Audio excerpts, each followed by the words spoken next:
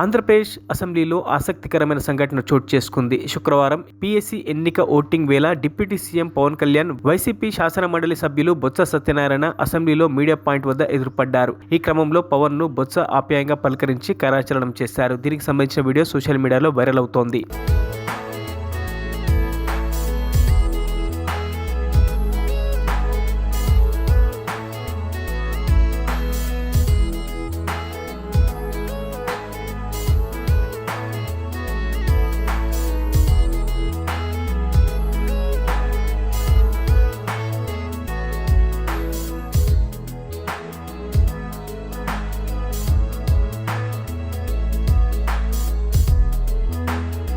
మరిన్ని అప్డేట్స్ కోసం మా ఛానల్ని సబ్స్క్రైబ్ చేయండి.